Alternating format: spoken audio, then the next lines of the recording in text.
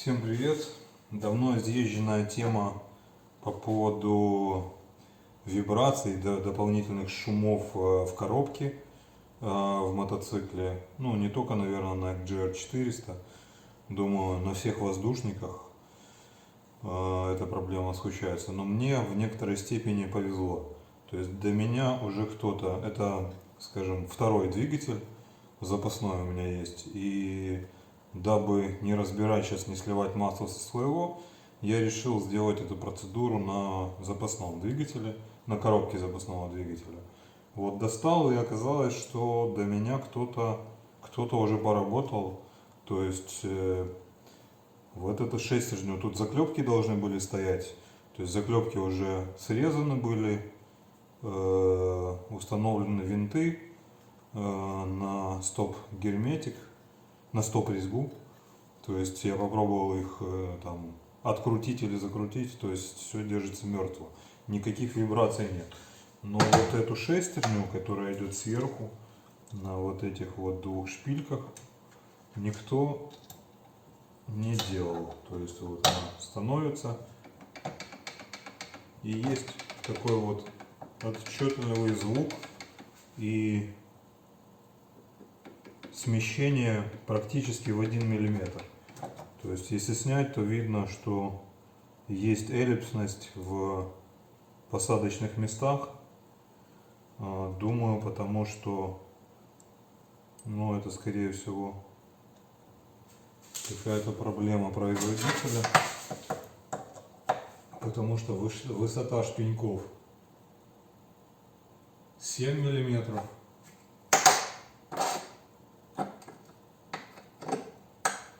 А внутреннее отверстие нет. С этим все в порядке. И тоже 7 миллиметров. Японцы не ошибаются. Видимо, со временем просто. Думаю, что этой коробке уже лет 10, поэтому собственно, такая вибрация со временем уже выработка произошла. Ну, короче, без демагогии. Уже подготовил два шпенька. Здесь размер этих старых 5 миллиметров, новые я буду ставить. Нашел сверло, вернее два сверла, которым буду сверлить 5 и 5,8. 5,5 тоже нашел, но оно как-то уже свободно сюда входит. То есть люфт уже есть, 5,5 нет смысла ставить.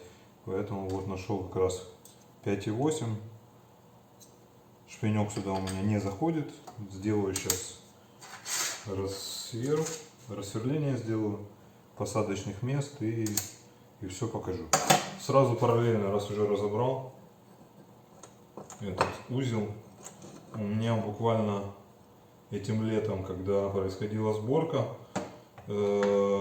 появился какой-то непонятный шум на холостом ходу, когда выжимаешь, вроде он немножко пропадает, потом появляется, ну, короче, скрежет. И в итоге я обнаружил, что вот этот вот подшипник, он просто съелся. Ну, то есть там вот эти вот упорные, сейчас наведу, упорные ролики, они просто сравнялись вровень с посадочным местом. Это новый уже подшипник, не оригинальный, а просто по типу размера. Найду описание, где я его купил. Что-то каких-то доступных денег. Это не мотоциклетный подшипник, а просто упорный плоский подшипник такого же типа, как и оригинальный, но стоит каких-то нормальных денег. И производитель там тоже не Китай, а какой-то известный брендовый подшипник.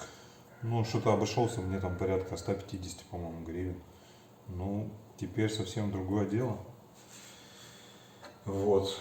В общем, какие-то запчасти, я имею в виду, что можно находить, в принципе, из доступно сейчас, слава богу, подбор по сальникам или подшипникам по размеру в эру интернета доступен. можно найти все что угодно при желании. Так, пока отключаюсь, сейчас настрою сверлилку свою и потом покажу, как я это все просверлю. Так, продолжаем. Все зафиксировано, чтобы корзина никуда не убежала, то есть она держится мертво. Центр определен. Стопор настроен, чтобы глубина засверливания была на 13 миллиметров.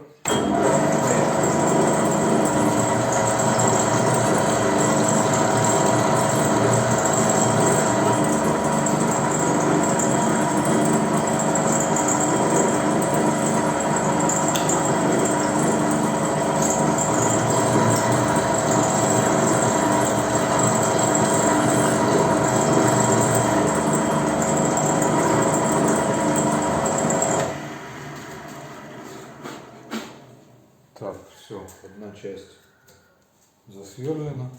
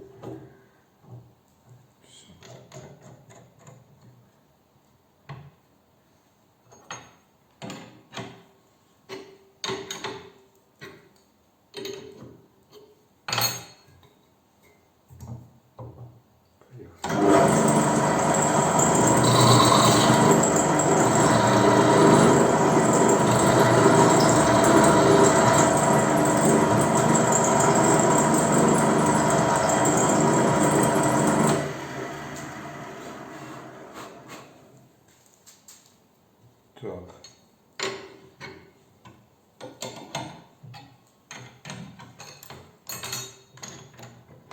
Здесь отверстие засверлено.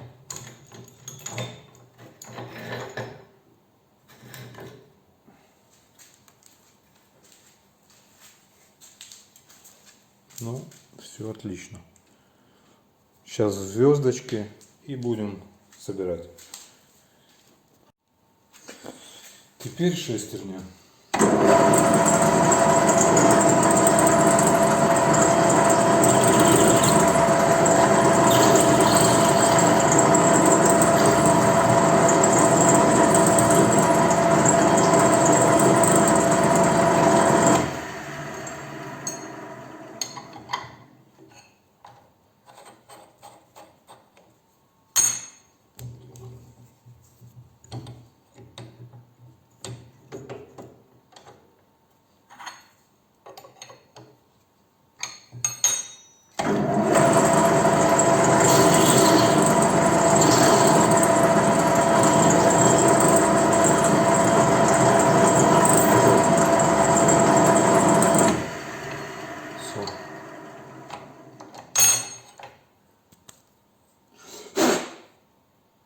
Все готово.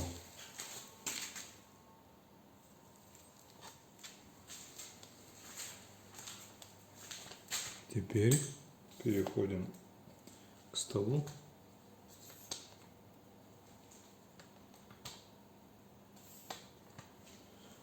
Есть.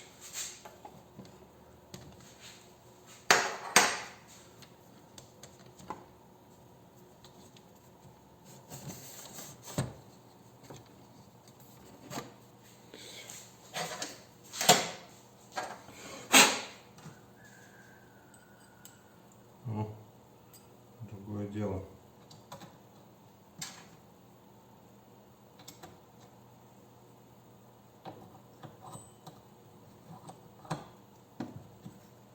Туговато.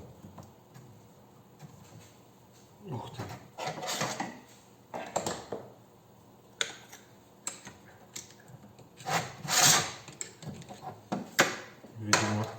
придется края чуть-чуть скруглить, чтобы оно зашло.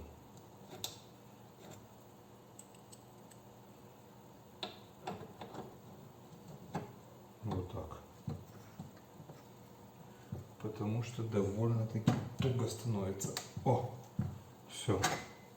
Может быть и так оставить. Зачем его скруглять? Оно же наоборот должно плотно сидеть. Вот, вообще никаких вибраций.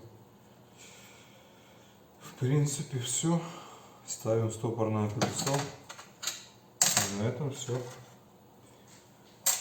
Дальше будет еще одно видео. После того, как я запущу двигатель, после замены колец, уже там все, я соберу его, заведу, запущу двигатель, как он работал с той коробкой, а потом, для того, чтобы было сравнение, потом поменяю, вернее, с той корзиной, а потом поменяю на эту корзину. Ну и можно будет сравнить разницу. Как минимум, я-то уже полгода ездил на той корзине, понимаю, какой звук. Там реально есть, когда мотоцикл останавливается, когда корзина в свободном положении, реально есть отчетливый какой-то звук металла такой. Думаю, что вот это, скорее всего, от шестерни и, наверное, отчасти от... Если там не поменены шпильки, то, вернее, заклепки, то отчасти от этих заклепок и происходит вот этот дополнительный звук металла. Ну, короче, будем сравнивать. Всем пока.